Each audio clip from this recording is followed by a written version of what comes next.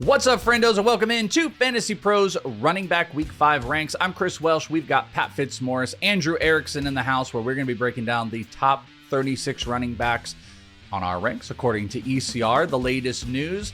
Oh, how about a running back that was in the top 20 that hit the IR right before the show? Yep, that happened. How about a essential top 15 running back that might not even play this week? Yep, running backs with buys and injuries. It's getting a little scary. We're in the scary territory, so hopefully we can October walk you through it. Hopefully it's more trick or treat than trick, I guess is what we would be looking for. But there are a lot of big questions in there, maybe not in the RB1 territory. Fitzy, we were both literally surprised. As we're recording this like 15 minutes ago, we got the Trey Benson news. We're going to talk about it at the end, but not a big welcome surprise for more injuries and more IR stints. This is going to be a really rough week for people with four teams on bye. A lot of people hurt. I don't know how your 49ers are even going to field an offense, Welsh, at this point. It's like, there's that joke about, when plane crashes, there's a plane crash in the black box, always survives, and why not just make the plane out of the black box? Can we make the whole 49ers offense out of Christian McCaffrey? No, I think we're going to need to do that. So, yeah, it's a really tough week out there. And I know, I'm in a couple of leagues where you have to start, 2 running backs, 3 receivers, and 3 flex spots. Man, some of the guys who are going to be starting in that league this week, yikes. Yeah, the 49ers they're lost, literal plane crash. You can't even find it. It's on some mystery island. They're all broken. It's all gross. Erickson, how disgusted are you real quick by the running back? What we're about to do here. I mean, you can deal with RB2s, but then it's going to get pretty gross. Even the back end of RB, the RB3, the flex territory, this is not a get cute week, and hopefully people were able to stash. But are you optimistic or pessimistic about what we're about to talk about? I'm optimistic. That's why we put the work in, right? We do all the research, you watch all the games, try to figure out when you run into injuries, who are we going to rely on to step up and deliver for our fantasy team. So this is great for content purposes. So I'm loving it.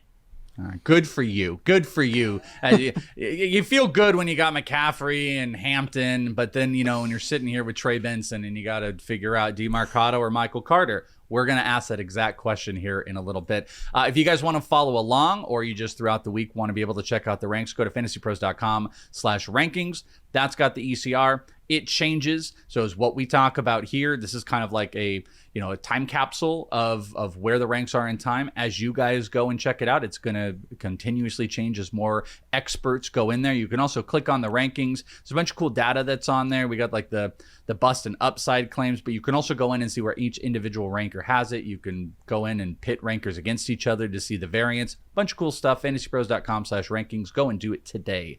Let's take a look at the big board of the top 12. Jonathan Taylor is your leader at number 1.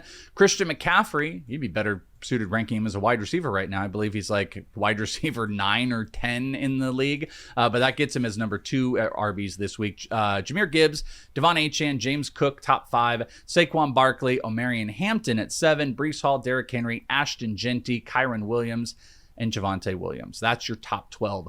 Let's start with Omarion Hampton. Omarion Hampton, ECR 7. Really looked good last week. Big explosive plays. Volume, you can have the question of volume versus explosiveness, but Hampton kind of, he can play on both sides of it. He's in the receiving game and the running. He's 7, but you guys both have him at 9. Erickson, let's start with you on this one. This isn't picking or anything like that. You guys are slightly lower, but Omarion Hampton is in the must-start territory this week. Yes, I think that he has shown that he has a 3-down workload. He played 86% of the snaps last week. They're not really giving any touches to any other running back on this Chargers depth chart, and for good reason, because Hampton has been fantastic, especially over the last couple weeks. I think that the issue and the only concern you have is about Joe Alt being out. It's another hit at this offensive line, and I think that maybe hurts some of the rushing equity with Omarion Hampton, because basically him and Jeanty have both been, we're going to get hit by a line of scrimmage, and then it's about how good of a running back are you. You have to break a tackle and then get to the line of scrimmage and then pick up yardage. So luckily those guys have been able to kind of deliver even under less than ideal circumstances. And I guess one way to spin positive with the offensive line injuries is that's gotten Hampton more involved in the passing game over the last 2 weeks. Yes, Najee Harris not being a factor has obviously played a role in that, but he has 11 targets He was basically a non-factor in the passing game for the first 2 weeks of the season. Well, what has happened besides losing Najee Harris? Well, the Chargers have lost multiple offensive linemen since week 3. And you've seen Justin Herbert, both his average depth of target and his time to throw have decreased. So he's getting the ball out quicker and he's throwing it less downfield because, hey, when there's pressure in my face, I got to get rid of the ball quicker and I got to get it to my outlet, which has been the running back in a lot of situations. So although the Alt injury is not ideal just for the offensive ecosystem for the Chargers, you are seeing Hampton kind of make up the slack as a rusher with more of that receiving juice. And when you get him in space, it's just easy for him to pick up yardage. So yes, locked and loaded top 10 running back. Yeah, Hampton has this feel to me of like what you like in Bucky Irving. Like if you're up against a tough matchup or even have another guy out there, the thing that's so great about Bucky is that he can get heavily involved in the receiving game. You know, Jeanty obviously had 2 receiving touchdowns last week, but they don't go volume. That's something that Hampton can be. So I would liken Hampton in kind of that Bucky Irving range. Fitzy, what do you think? You're at 9, kind of same thing. We're must playing here. Offensive line questions are definitely in, but you know, it's a full go for Hampton. Yeah, I don't have much to add to what Erickson laid out here. 294 total yards for Hampton the last 2 weeks, 6.4 yards per carry. And yeah, that pass catching usage is really encouraging. 11 catches for 96 yards over the last 2 weeks. The only problem is that Joe Alt injury. The Chargers offensive line is going to be really undermanned against a Washington run defense that ranks 5th in DVOA. Like, it's not a great matchup for Hampton. That's probably the reason Erickson and I are both just a smidge behind consensus. Ashton Jeanty, ECR 10 for this week. There was a lot of negatives that were going out there, so he decides to get upright. He has an absolute monster smash game, breaking tackles, gets all the touches in the world. You guys are kind of on opposite ends. At the end of the day, you guys have him as an RB1. Fitzy, you're 12. Erickson, you're 8. Fitz, was this past week enough for your confidence level to change? Because I don't think your 12 is a negative. I just think there's like low variance on some of these running backs. But like, was last week good, this is the real Jeanty? Or do you think it's a little fool's gold for anybody that's just like, hey, Jeanty really is going to go ballistic? Was that not enough for you? Yeah, I mean, I wonder if Ryan Clark still thinks Ashton Jeanty lacks the it factor. And I like Ryan Clark, but that was an inane bit of analysis. And like, Jeanty's fantastic. I never really lost the confidence. You could see how good he is at making people miss and like wiggling out of tight spaces. It's just a matter of time before he got going. But that big game came against a pretty bad Chicago Bears run defense. The Colts are more of a neutral matchup this weekend. Like, we just can't ignore how bad the Raiders' run blocking was over the first 3 weeks of the season. Like, I don't know if that problem has been fixed. And they just lost Colton Miller, who's going to be out a while, maybe their best offensive lineman. So, that offensive line is really my only issue with Ashton Jeanty and why I'm not ranking him a little more confidently. Erickson, you've actually got Jeanty above Hampton. It doesn't really matter how it ends up looking, but he gets that upright stance. I think obviously there's like a confidence level. Maybe it's just him being able to hit the holes a little bit stronger. Maybe it's nothing really, to be honest with you. But are you back in? Are you fully back in on Ashton Jeanty after last week? Yes, I am. I did flip Jeanty and Hampton. I did move Hampton just one spot ahead of Jeanty just because I wanted to factor in more of the receiving, which I think that is just a little bit more steady with the Chargers. And I just have more confidence just in general with Justin Herbert leading my team as opposed to Geno Smith, who just continues to turn the ball over at a very, very high rate. But to make the other argument on the other side of the coin is, well, the Raiders need to rely on Ashton Jeanty because can they trust Geno Smith? Because every time he seems to throw, he's throwing interceptions to the other side of the field. So I think with Jeanty, even last week in a prime spot against a really bad Bears run defense, he was hit behind the line of scrimmage on 15 of his 21 carries. That was 71%, 8th highest of any player in a game this season. So the offensive line is going to be an issue for the Raiders all year long. But what you're betting on is, well, Ashton Jeanty's a tackle-breaking machine. And all it just takes is one broken tackle, get him out into space, and he's ripping off a 60-yard touchdown run, like is what we saw in week 4 against the Chicago Bears. So I don't think the thesis or the bet on Jeanty changes any given week depending on the matchup because he's going to get blown up a lot, even against the Bears. He took a massive hit, lost the fumble, and that was at the beginning of the game. You're thinking, oh man, is this going to shake Jeanty's confidence? And what does it do? It does nothing. The guy goes out and scores 3 touchdowns, unfazed. So I think he is as advertised. He's been that all year long, even though the rushing totals haven't been just like week 4. He's been breaking tackles at a high rate all year long. We talked about it when we were talking about Jeanty as a buy low. Hey, this guy is breaking tackles just like he did at Boise State. That's never going to change. That's just part of his skill set. And when he rips off the big touchdown run like he did last week, well, that's when he's going to score fantasy points for you. So that's just like what I'm going to bet on every single week. And the one thing that the Raiders have talked about, and even in the matchup against the Bears, they talked about using him more in space. So getting away from, let's just run this guy up the gut for -2 yards or no gain. No, let's focus on getting this guy into space. And you look at where the Colts' run defense has been its weakest is against outside runs in space where Jeanty can thrive. So for all those reasons, that's why I'm just going to continue to rank Jeanty as a top 10 running back because I think that he's a talent at that level. And when you get him in space, there's not a lot of guys that can catch him. Jeanty's a full go. You can feel confident about it. To your point, though, of using him in space, I would love to see him used more in the passing game. Again, those 2 touchdowns are great, but it's like, give me more than 2 catches a game. Like, let's see him work in space. And if you're up against a tougher defensive line with the Colts, let's throw him the ball a little bit more. I would love to see that as just another level of comfort. But either way, you can confidently start your Ashton Jeanty this week. RB2s. Let's go take a look at 13 through 24. 13, Cam Scadaboo. Number 14, Quinshon Judkins. Bucky Irving, that could be in question, obviously, with his injury status. Travis Etienne, Ken Walker. Oh, pour one out for Trey Benson, who did rank 18. That is going to change. Jordan Mason, Alvin Kamara, J.K. Dobbins, Chuba Hubbard, Dave Montgomery, and Tony Pollard.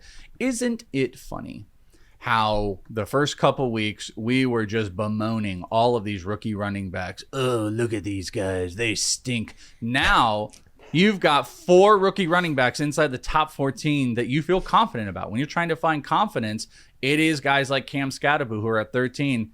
And how about my boy Quinshon Judkins? How about smashing that bet of mine on the rush attempts, even against the Lions, Fitzy, with 20-plus carries, because he is the dude. He is ECR 14.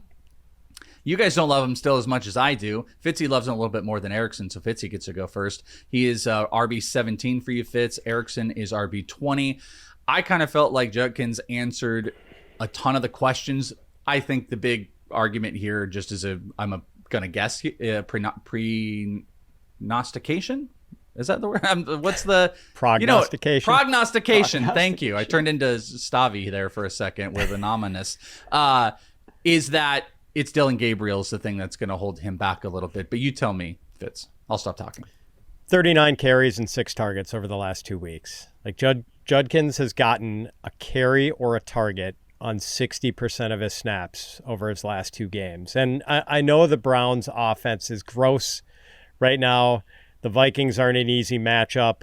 Like the headwinds here are blowing 40 miles an hour against Quinshon Judkins, but you're still just steering into the big workload here. So yes, I'm behind consensus on him, but you're absolutely starting Quinshon Judkins unless you're in an 8-team league and you're loaded at running back.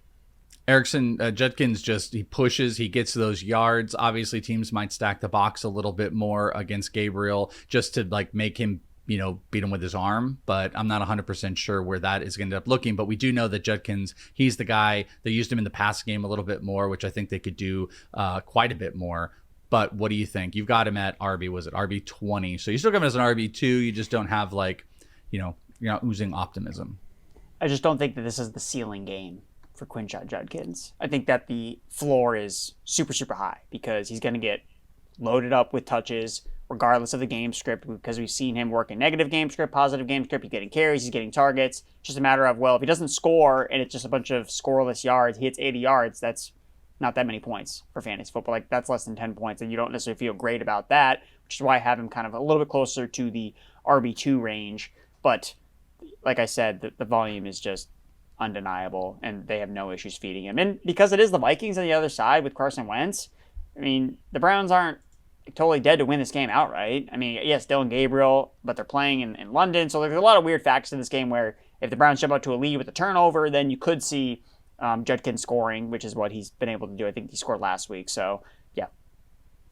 Are the tides turning on Jordan Mason a little bit? Keeping in that same game, he's an interesting one to talk about. He's down at RB 19. And I saw a lot of discussion this past week, particularly in multiple shows kind of having this like Mason versus Jeanty discussion. And a lot of people like, it's Mason without question. Jeanty will fix it. But Mason's all the way down at RB 19 for this week. Fitzy, you've got him at 18. Erickson, you are way higher though. You've got him at 13. You feel like to me, this feels like maybe you're not taking the reaction of like 1 week, where we had some poor performance, and you're looking at the whole of the volume that they wanted to use. So Erickson, you got him at RB 13. You don't seem to be super negative on it. You got him over Judkins, where everything else has Judkins kind of over Mason. But I feel like the tides are turning, at least in the perception of Mason, and maybe they shouldn't be.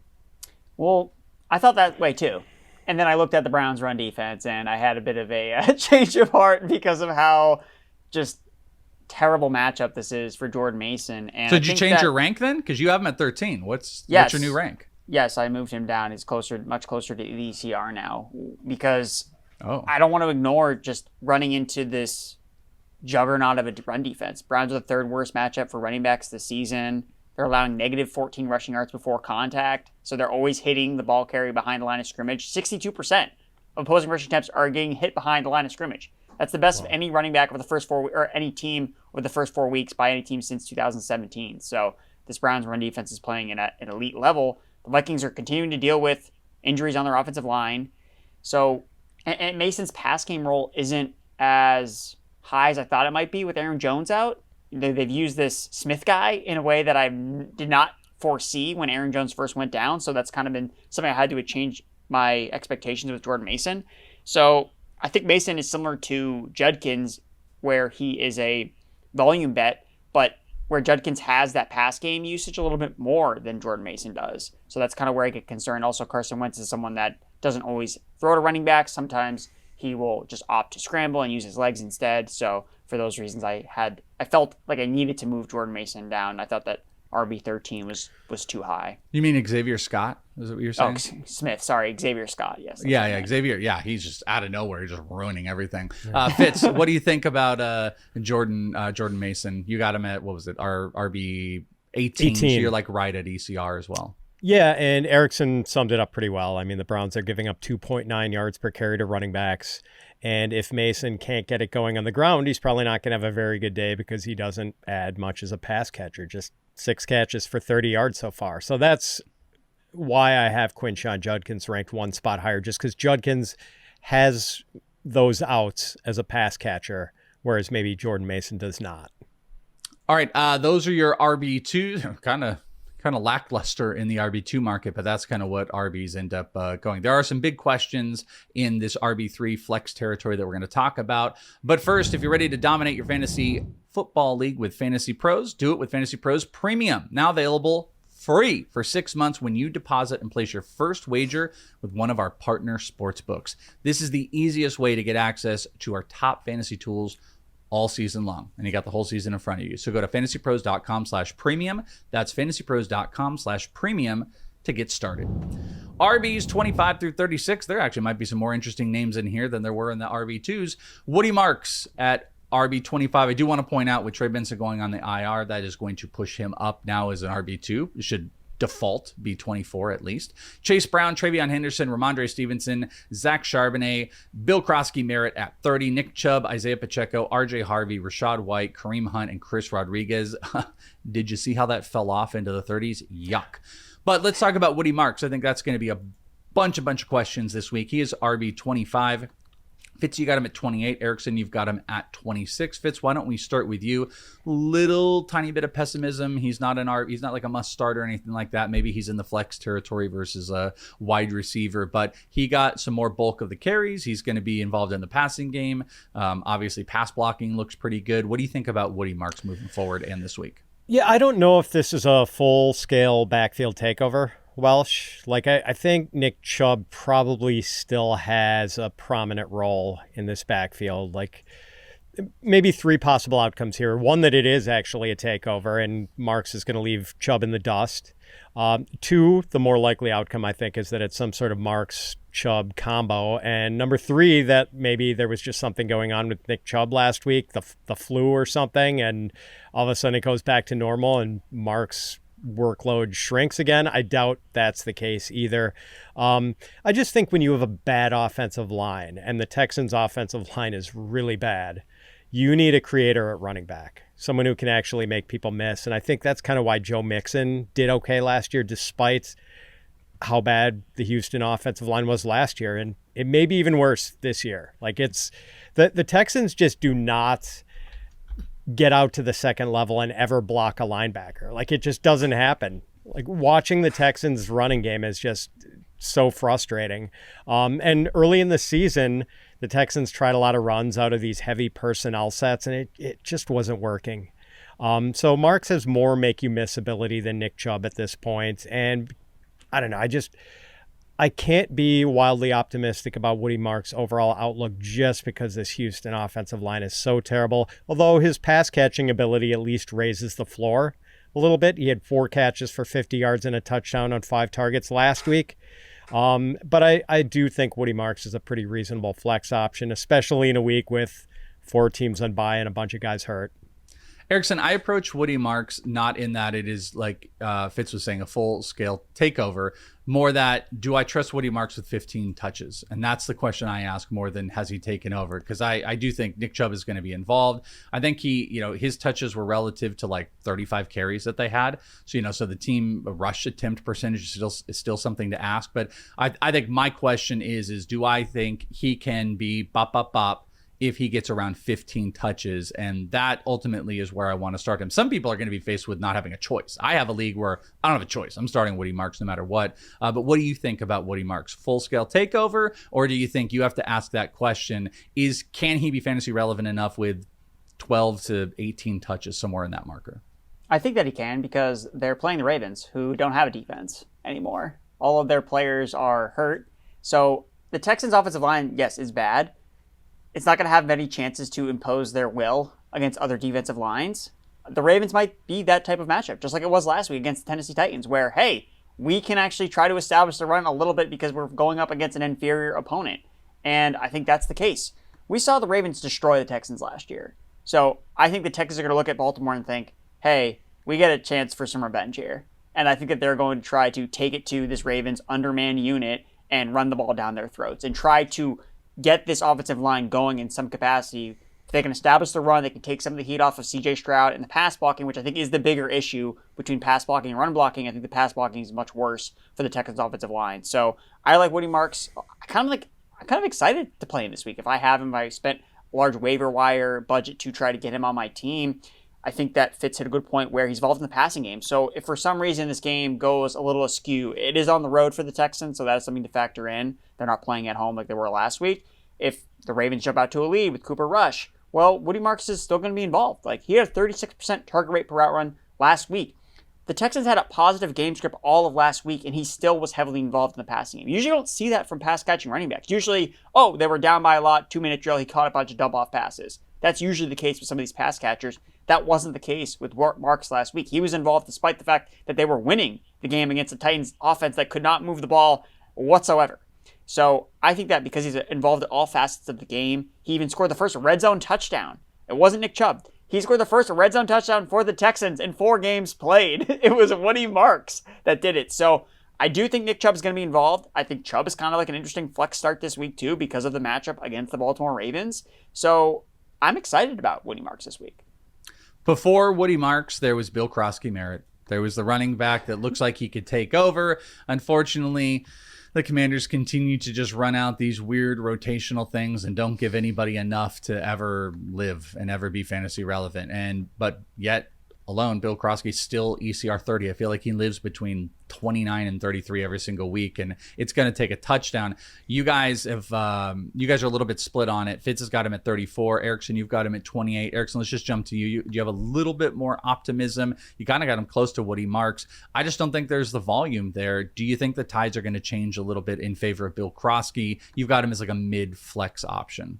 Yes, because I can't say with confidence that I know what his workload is going to be like. I can only tell you what my eyes are telling me, and he looks like the best running back on the Commanders. Like, that's what I see, and that's what backed up in the next gen stats. He has the high success rate, not of just Commanders running backs, but of all running backs in the NFL. Like, number 1 is Jacory, Croskey, Merritt. So on a down-to-down basis, he is being very productive as a rusher.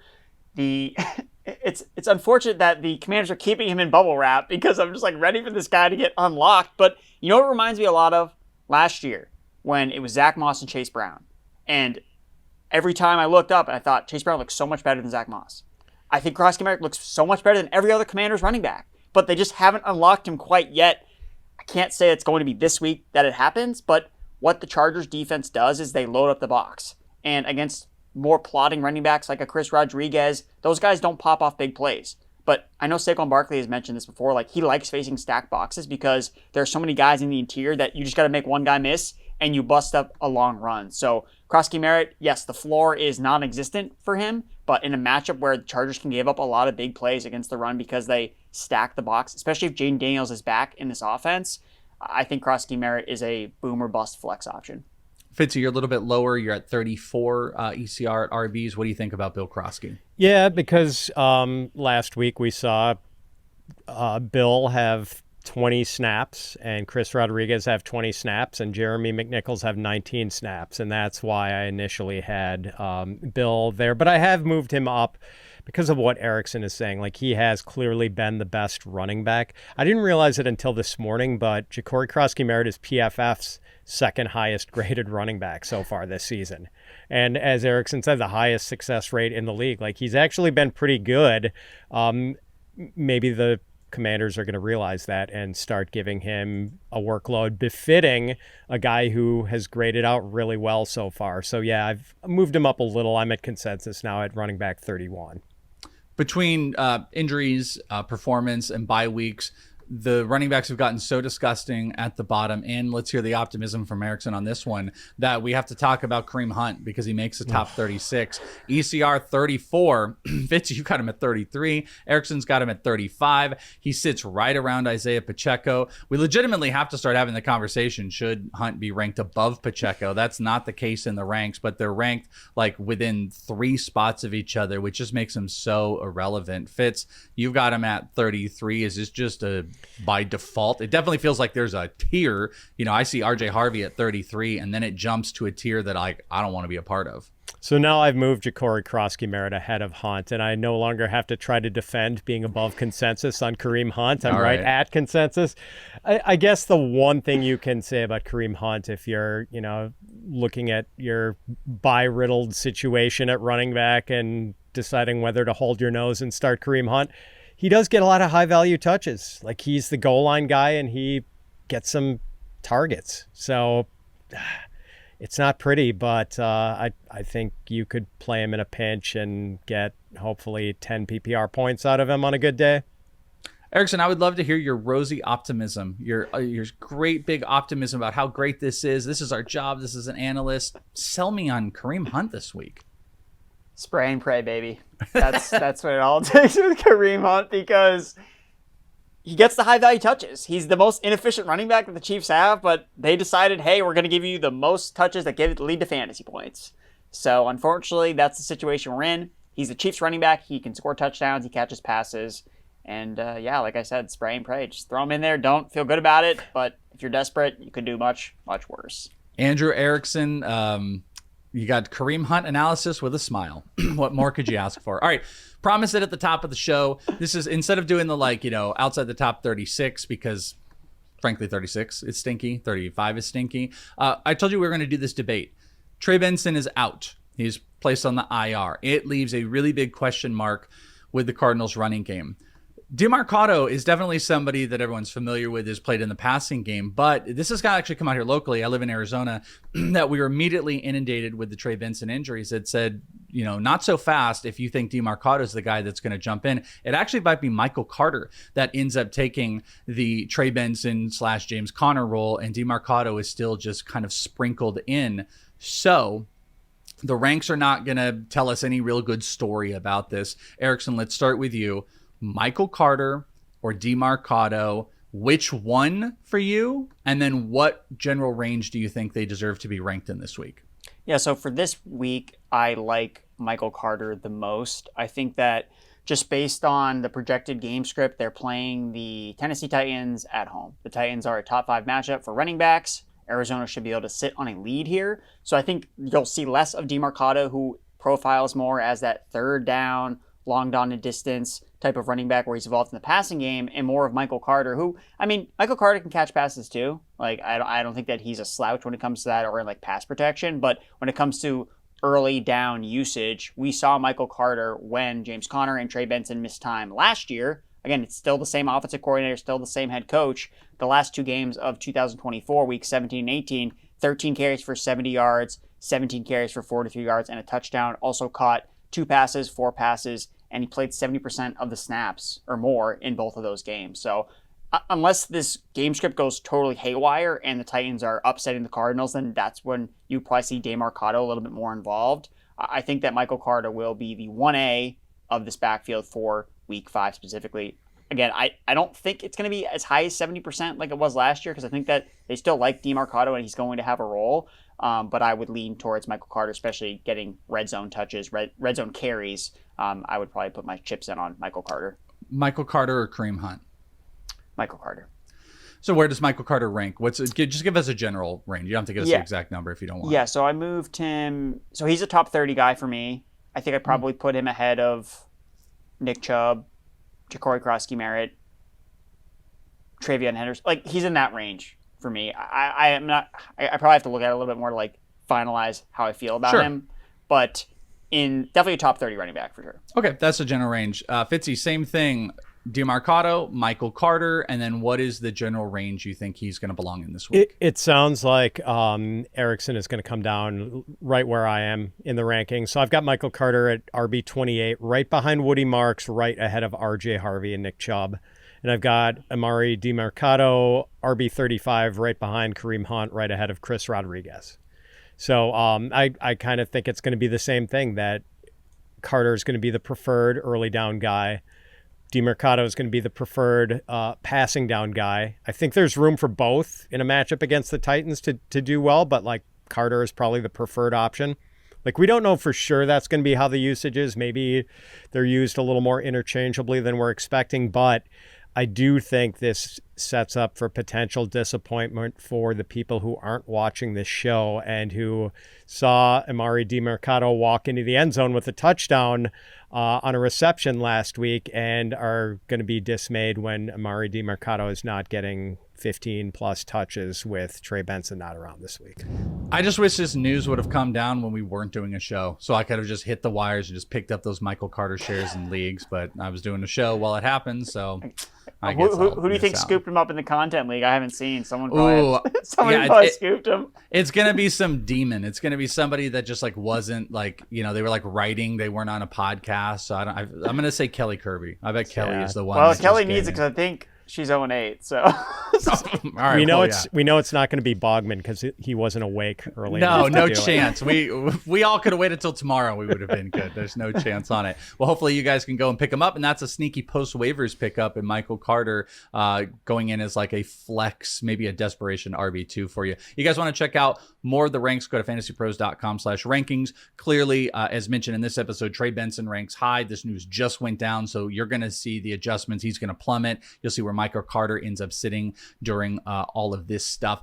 I think we hit a lot of good stuff with your running backs and your questions, but I definitely could see where between Woody Marks and Michael Carter, you might have some bigger ones. So you can check out the weekly Start and Sit live stream on our YouTube channel, Thursdays at 3 p.m. Eastern. We're there for you for anything that we miss. So if you're listening on the podcast, youtube.com/fantasypros, make sure you're subscribed. You got notifications on so you know when it is live, but it is Thursday, 3 p.m. Eastern. That's going to do it for Week 5 running backs. For Pat Fitzmaurice and Andrew Erickson, I'm Chris Welsh. Thank you guys so much for hanging out with us. We'll talk to you next time right here on Fantasy Pros.